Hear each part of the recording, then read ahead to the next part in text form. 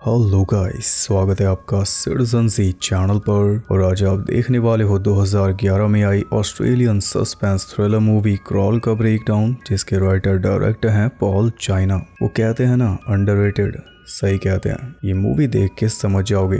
तो चलिए अब ज़्यादा देर ना करते हुए जल्दी से स्टोरी स्टार्ट करते हैं।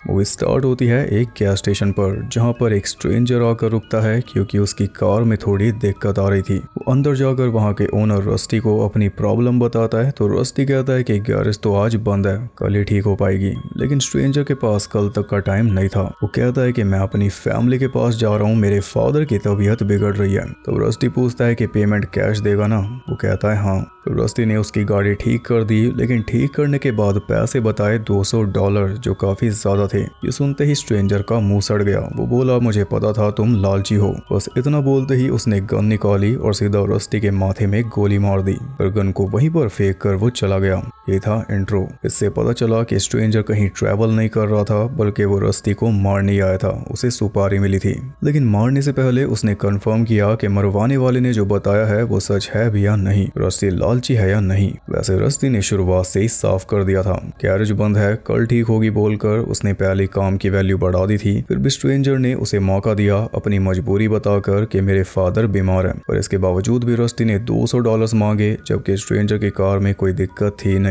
रस्टी ने कुछ भी फिक्स नहीं किया और पैसे मांग लिए इतने। इससे इल्जाम साफ हो गया, इसलिए स्ट्रेंजर ने कार्रवाई कर दी, लेकिन गन भी वहीं पर छोड़ गया। ये अजीब था। काम पूरा करने के बाद स्ट्रेंजर पहुंचा पेमेंट लेने बार ओनर स्लिम के पास। स्लिम ने ही इसे हायर किया था। स्लिम और रस्टी बेस्ट फ्रेंड्स थे, लेकिन पैसों को लेकर इनमें विवाद हो गया था, इसलिए स्लिम ने रस्टी को खत्म ही करवा दिया। ये और भी इलीगल काम करता है, जैसे ड्रग्स वगैरह बेचना, इसलिए स्ट्रेंजर का नंबर इसे आसानी से मिल गया। फिलहाल इसके बार का लॉक ठीक किया जा रहा है, क्योंकि कल रात कुछ टीनेजर्स आए होंगे दारू चुराने। बार में 3 लड़कियां काम करती हैं, एनी, हॉली और Marilyn Burns. Marilyn Burns reference है टेक्सास चेनसो मैसेकर की हीरोइन का। मैरिलिन का जो बॉयफ्रेंड है ट्रेविस, वो मुंबई गया है अपनी दादी वाली अंगूठी लेने, यानी पुश्तैनी अंगूठी जो बहू को दी जाती है। आज रात वापस आएगा, फिर मैरिलिन को शादी के लिए प्रपोज करेगा। तो आज की रात इसके लिए बहुत ज्यादा स्पेशल है। इसने केक भी बनाया है। अब घर जाने का टाइम हो चुका था, इसलिए मैरिलिन सीधा ऑफिस में घुस गई स्लिम को बताने के लिए। एनी और मैरिलिन जा रही है, लेकिन हॉली अभी यहीं पर है, वो सबसे लास्ट में जाएगी। मैरिलिन के जाते ही स्लिम ने स्ट्रेंजर को भी चलता कर दिया, उसके पैसे देकर। साथ में थोड़ी ड्रग्स भी दे दी बोनस के तौर पर, क्योंकि स्ट्रेंजर ज्यादा बोलता चालता नहीं, कोई रिएक्शन नहीं देता, बस अपने काम से काम रखता है। वैसे तो ड्रग्स भी छोड़ चुका है, फिर भी स्लिम के कहने पर उसने रख ली। वो जाने ही लगा था कि तभी स्लिम उसे रस्टी के बारे में बताने लगा, यानी बुराई करने लगा, और तभी स्लिम के नाक से खून निकल आया। जब ये ज्यादा हाइपर होता है तभी ऐसा हो जाता है। इधर एनी ने मैरिलिन को उसके घर ड्रॉप कर दिया, और घर में जाते ही मैरिलिन ने सबसे पहले वॉइस मैसेज सुना, जो था ट्रेविस का। वो कह रहा था कि मेरे फोन की बैटरी खत्म होने वाली है, पर मैं जल्दी घर पहुंच जाऊंगा। ये सुनते ही अपना फोन चार्जिंग पर लगाकर मैरिलिन तैयारियों में लग गई। और इसी बीच हम देख पाए कि मैरिलिन के ड्रॉर में एक गन भी रखी है। वो ऊपर सब कुछ सेट कर रही थी, तभी नीचे से कुछ आवाज आने लगी, जैसे नीचे कोई है। धीरे धीरे चलते हुए वो नीचे पहुंची तो देखा कि वो तो बस दरवाजा था, जो हवा की वजह से हिल रहा था। विंडो ओपन थी ना। आपने क्या सोचा, स्ट्रेंजर आ गया इसे मारने, क्योंकि इसने ऑफिस में घुसकर उसे देख लिया था? नहीं, स्ट्रेंजर तो टाउन से निकल रहा है, और क्योंकि उसके पास ड्रग्स थी तो उसने सोचा क्यों ना थोड़ी यूज कर लें। लेकिन यूज करने के चक्कर में सामने से ध्यान हट गया, और कार सीधा सामने खड़े एक आदमी को उड़ाते हुए पेड़ में जाकर क्रैश हो गई। रस्टी भी ऊपर से बोल रहा होगा कि अब तो $200 से ज्यादा लगेंगे। स्ट्रेंजर के पैर जख्मी हो चुके थे, फिर भी वो कैसे भी करके बाहर निकला। तब उसने देखा कि उस आदमी की गाड़ी खराब हो गई थी, इसलिए वो मदद मांग रहा था। और वो आदमी और कोई नहीं बल्कि मैरिलिन का बॉयफ्रेंड ट्रेविस है, जिसका चेहरा अब पहचान में नहीं आ रहा, और खून तो पानी की तरह बह रहा है। रोड पूरी तरह सुनसान था, लेकिन कुछ दूरी पर लाइट दिखाई दे रही थी, यानी वहां पर कोई रहता है। और स्ट्रेंजर की कार तो चलने लायक बची नहीं, इसलिए सबसे पहले उसने ट्रेविस वाली गाड़ी को स्टार्ट करके देखा, लेकिन वो भी स्टार्ट नहीं हुई। तब उसने गाड़ी की चाबी निकाली, बोनट बंद किया, चाबियों को ट्रेविस की जेब में रखा, और फिर ट्रेविस की बॉडी को रोड के साइड में ले जाकर छुपा दिया, ताकि ज्यादा बड़ा सीन ना बने, उसे थोड़ा टाइम मिल जाए। फिर वो चल दिया लाइट की तरफ। इधर मैरिलिन अब भी तैयारी में ही लगी हुई थी कि तभी दरवाजा नॉक हुआ। उसे लगा ट्रेविस होगा, इसलिए वो पास गई, लेकिन Travis? Travis?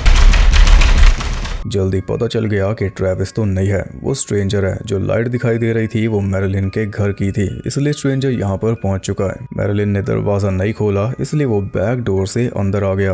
अब उसे क्या चाहिए ये तो वही बताएगा। इसी बीच दो पुलिस वाले स्लिम के पास पहुंचे उससे रस्टी की हत्या के बारे में पूछताछ करने, पर वो तो पूरा दिन बार में ही था, उसे कोई डर ही नहीं। लेकिन जब पुलिस वाले ने बताया कि किलर अपनी गन वहीं पर छोड़ गया, तब तो स्लिम को भी थोड़ा अजीब लगा। भला गन क्यों छोड़ के जाएगा। इतने में एनी मैरिलिन के घर पहुंच गई उसका केक देने, जो कार में रह गया था। उसके आने से मैरिलिन को थोड़ी होप जरूर मिली होगी, लेकिन जब किसी ने दरवाजा नहीं खोला तो केक को बाहर ही रखकर वो वापस चली गई। उसने सोचा कि कपल बिजी होगा। स्ट्रेंजर भी आराम से उसे जाते हुए देखता रहा। मैरिलिन को उसने चेयर पर बांधा हुआ था, मुंह के अंदर कपड़ा ठूसकर। एनी के जाते ही वो फ्रिज में से दूध निकाल कर पीने लगा, क्योंकि सारे खतरनाक विलन्स को दूध ही पसंद आता है। फिर वो मैरिलिन के मुंह से कपड़ा निकालता है और देखकर हमें ऐसा लगता है कि कुछ गलत करेगा, लेकिन उसने तो मैरिलिन की ड्रेस को सही करके उसकी टांगों को कवर कर दिया। फिर उससे बातचीत करने पर और घर में लगी फोटोज देखकर वो समझ गया कि जिस आदमी को रास्ते में उड़ाया था वो मैरिलिन का बॉयफ्रेंड था। स्ट्रेंजर ने सोचा था कि यहाँ उसे कार मिल जाएगी जिसे लेकर वो निकल जाएगा, लेकिन इनके पास सिर्फ एक ही गाड़ी है जो फिलहाल रोड पर खराब खड़ी है। उसके अलावा एक बाइक है जो कि खटा रहा है और उसकी चाबी ट्रेविस के पास है। सारी चाबियां वो की चेन में रखता है जिसे ये उसकी जेब में रख के आया था, तो अब इसे दोबारा वहीं पर जाना पड़ेगा चाबी लेने। उधर हॉली भी अपने घर जाने के लिए रेडी थी, लेकिन जाने से पहले स्लिम उसे स्पैंक करने लगा। जिसने भी इससे पैसे ले रखे हैं उनसे ये अपने तरीके से वसूली करता है। अब बार बंद करके स्लिम भी घर जाने के लिए तैयार था, पर जाने से पहले एक बार उसने अपनी विंटेज गन को चेक किया तो गन उसे मिली नहीं। बस ये देखते ही उसके नाक से दोबारा खून बहने लगा, क्योंकि वो सारा मामला समझ चुका था। इसके बार का लॉक टीनेजर्स ने नहीं तोड़ा बल्कि स्ट्रेंजर ने तोड़ा। रात में आकर वो इसकी गन ले गया, फिर उसी गन से रस्टी को मारा और फिर गन वहीं पर छोड़ दी। यानी इससे पैसा भी ले गया और कातिल के तौर पर इसे ही फ्रेम कर गया। अब यही फंसेगा। कत्ल करके भी वो बीच में से साफ निकल गया।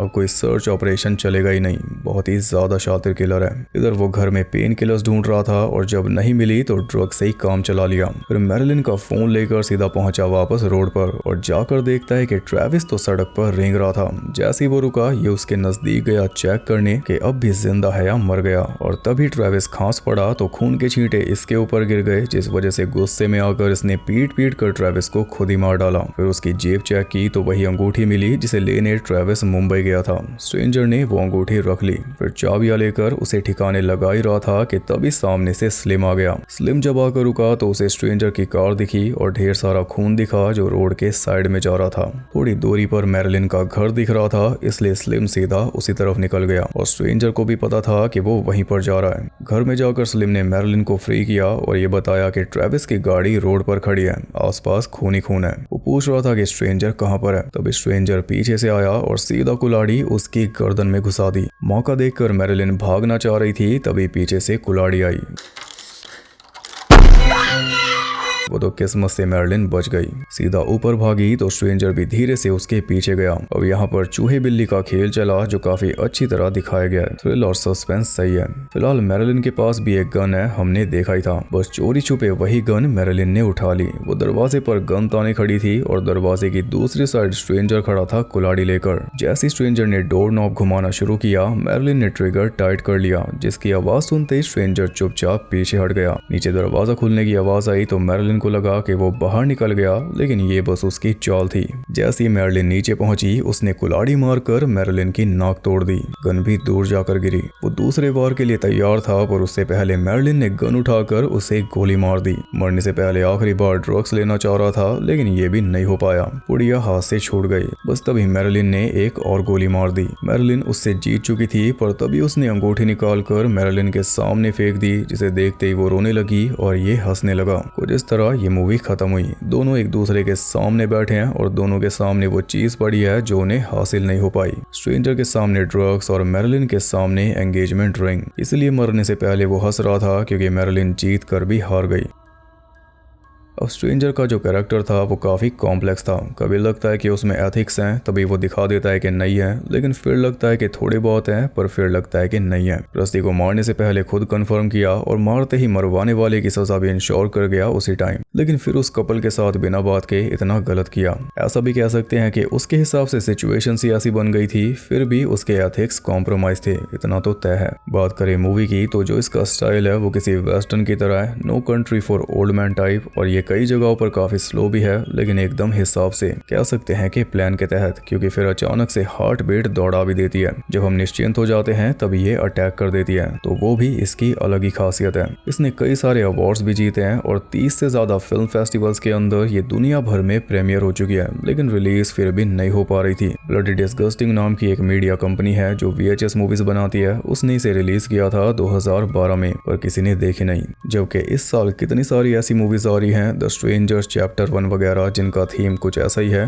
लेकिन क्या वो इसके आसपास भी है? नहीं, ये मूवी उनसे कहीं ज्यादा सुपीरियर है। बहुत ही मेहनत से बनाई गई है, देखकर पता चलता है, फिर भी इसका कुछ नहीं बना। कहाँ पर कैसा साउंड इफेक्ट होगा, BGM कब कितना होगा, कहाँ पर साइलेंस होगी, सब कुछ बहुत बारीकी से सोचा गया। इवन जो वायलेंस वाले सीन्स हैं, जैसे गोली चलना या कुल्हाड़ी का अटैक, उनके साउंड इफेक्ट्स भी ऐसे हैं कि हमें लगता है जैसे हमारे कान के पीछे से ही कुल्हाड़ी गई या गोली हमारे कान के पास चली है। एक बार खुद मूवी देखना, तब बताना एक्सपीरियंस। हाल फिलहाल में तो कोई मूवी ऐसी दिखी नहीं मुझे, तो अंडररेटेड सही कहते हैं। बाकी आप बताइए आपको मूवी कैसी लगी। वीडियो पसंद आई तो लाइक करना, और ऐसी और इंटरेस्टिंग वीडियोस देखने के लिए चैनल को सब्सक्राइब करके बेल नोटिफिकेशन को ऑल पर सेट कर लो, ताकि लाइट की तरह आपको भी नोटिफिकेशन दिख जाए। और ज्यादा कनेक्टेड रहने के लिए आप मुझे इंस्टाग्राम पर फॉलो कर सकते हो, वहां आपको बहुत कुछ जानने के लिए मिल जाएगा, और साथ ही बाकी जगहों पर भी, जिनके लिंक्स आपको मिल जाएंगे नीचे। और गाइस, पिछली वीडियो में जो डिमांडेड वीडियो वाली बात मैंने बताई थी, उसमें लाइक्स के हिसाब से सबसे ऊपर है the autopsy of Jane Doe, तो इसके ऊपर वीडियो जल्दी आएगी। आगे मैं आपसे मिलूंगा अगली वीडियो में, तब तक के लिए सबको बाय।